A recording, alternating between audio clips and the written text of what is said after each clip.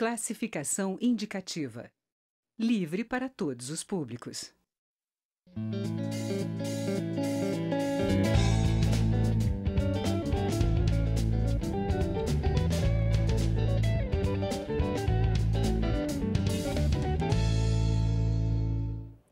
Olá! No ano em que se comemoram os 130 anos da abolição do trabalho escravo no Brasil, ainda são frequentes os crimes de racismo e a discriminação pela cor da pele. Além disso, mesmo sendo mais de 50% da população, a participação do negro na política ou nos altos cargos, por exemplo, ainda está muito abaixo do percentual. Nesta edição do Palavra Aberta, nós vamos refletir sobre a situação do negro no país com o deputado Bebeto, que é do PSB da Bahia. E o programa tem uma produção conjunta da TV e da Rádio Câmara. Bem-vindo, deputado Bebeto. Pois não. O senhor que acompanha sempre essas causas do negro, eu queria primeiro que o senhor começasse falando para a gente das propostas que tramitam aqui na casa, que tentam de uma forma de reparação para tudo que a população negra passa. Olha, primeiro, gostaria de evidenciar que os 130 anos da abolição da escravatura neste país não se materializou em benefícios efetivos para a vida da população negra. Desde a escravidão, o povo negro tem uma marca da resistência nos quilombos, cuja liberdade foi fruto do aquilombamento feito por tantos líderes importantes, Gangazumba, Zumbi dos Palmares, que construiu um tempo de liberdade. E mesmo com a liberdade em que nos foi colocada, nós tivemos uma liberdade aparente, mas não efetiva, porque basta verificar o próprio mercado de trabalho em que os europeus aqui estiveram, no período da escravatura e que nós tivemos um tempo de liberdade. Quando a população negra deveria ser incluída ao mercado de trabalho, aquele mercado foi oferecido aos europeus, relegando a população a uma condição de sofrimento físico, psíquico, de serem despossuídos de lar, de terra e de possibilidades de construir uma vida medianamente digna em função da sua própria contribuição ao país. Esse é um retrato que nós temos. E este retrato, ele dialoga o passado com o presente.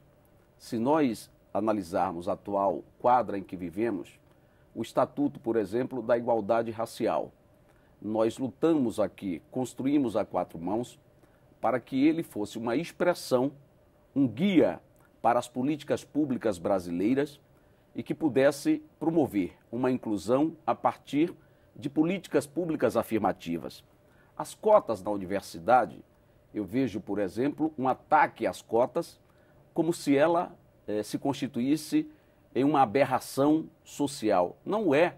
Os Estados Unidos, por exemplo, têm políticas públicas afirmativas. Eu pegar os Estados Unidos, que é sempre o referencial para parte dos parlamentares brasileiros, da sociedade brasileira, e lá há uma política pública afirmativa exatamente para permitir que população negra, como aqui nós temos no Brasil, tenha a oportunidade de ascender pela educação. E veja o retrato. Aqui o que nós temos na política de cotas é uma política de cotas pública e não racial.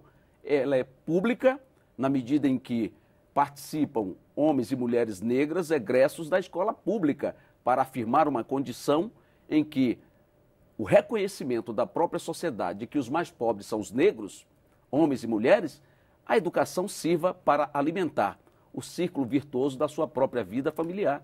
Por isso, esta é uma medida que nós buscamos no Estatuto da Igualdade. Temos outras políticas que precisam ser evidenciadas. Nós temos algo que precisa ser tratado nesta casa, que são os autos de resistência.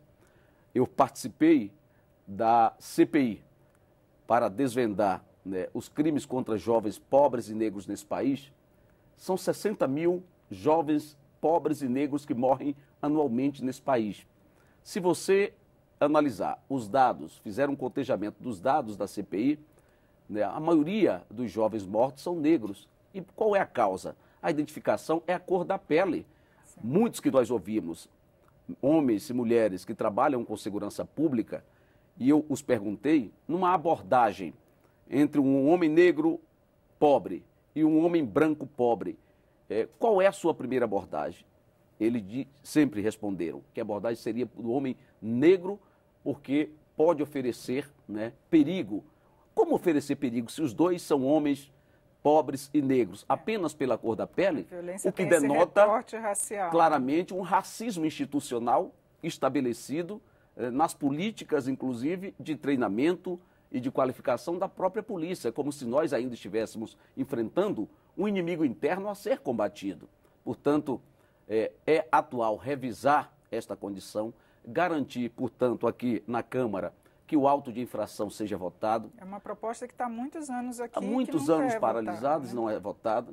Garantir que as cotas não sejam apenas um programa, mas uma política do Estado, como nos Estados Unidos nós temos.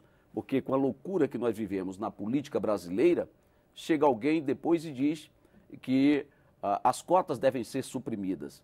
Então nós precisamos transformar esta cota numa política de Estado. No emprego, é preciso que tenhamos claramente para os órgãos, né, públicos uma cota estabelecida. E não é uma cota contra os demais brasileiros, é a forma de você ter a distinção pelo mérito. Nós não queremos pela cor da pele, pelos méritos, mas garantir que nesta possibilidade os concursos públicos tenham a possibilidade de reservar uma cota para a participação de homens e mulheres negros. Até porque são mais de 50% da população. Veja os tribunais. Sim. Apenas Joaquim Barbosa, dentre tantos, recentemente. Ou um homem das leis, né, de muitos anos, como Luiz Gama, sim, mas que não chegou a órgãos superiores da justiça, como chegou o Joaquim Barbosa, sim, e são poucos. Mas vamos olhar os demais órgãos de justiça. Nós não temos negros. O próprio parlamento brasileiro, sim, nós temos uma população de mais de 58% de homens negros e negras, ou seja, população negra, mas qual é o retrato que nós temos no parlamento? Embora tenha aumentado agora para essa próxima legislatura, mas ainda é um número muito aquém. Muito ínfimo, né, muito aquém, né, do que nós representamos neste país. Tanto é preciso considerar a participação econômica, social, a contribuição cultural da população negra para a formação social brasileira, né, com políticas públicas que afirmem a nossa condição e gerem a oportunidade, como os nossos jovens negros que saem das universidades têm demonstrado a sua plena capacidade quando lhes são oferecidas oportunidades. Agora, existe também o problema do setor privado não assumir esse compromisso de fazer realmente um equilíbrio, já que a gente vê, como o senhor lembrou há pouco, em novelas, a gente não vê retratando o negro nas novelas, né? A gente não vê também na publicidade, o mercado consumidor negro não é retratado. De que forma que essas políticas que estão sendo já aplicadas no setor público podem também ser aplicadas para as empresas privadas? Olha, tem uma experiência positiva de algumas instituições, eu me refiro sindicais, que numa negociação com o setor privado, numa agenda positiva, garantiu cotas não apenas para ingresso ao mercado de trabalho, mas a ascensão. Realizou uma política extremamente importante, acompanhada à época pela Secretaria de Promoção da Igualdade Racial no país, Ministério do Trabalho, pelas confederações patronais, que resultou no incremento do número de trabalhadores e trabalhadoras negras na iniciativa privada. Garantiu acesso. Depois, a ascensão, porque o nosso problema não é só de acesso, é de ascensão também no mercado de trabalho. Eu penso que se a iniciativa privada, de fato, observar o país e a pobreza que nele viceja e fizer um recorte de quem são os pobres nesse país, deve abrir-se para uma discussão, como tem feito o movimento sindical brasileiro, o movimento negro, para absorver contingentes de homens e mulheres negros, né, no mercado de trabalho privado. Ora, isso ajuda enormemente a você gerar a oportunidade, gerar paz às famílias, garantir a proteção de jovens e crianças, melhorar o padrão de consumo desta população, e quem ganha é o setor privado, porque quanto mais tenhamos a possibilidade do emprego e essa população preservada, nós vamos ter também aí um elemento de paz fundante na vida nacional. Então, tem um papel importante.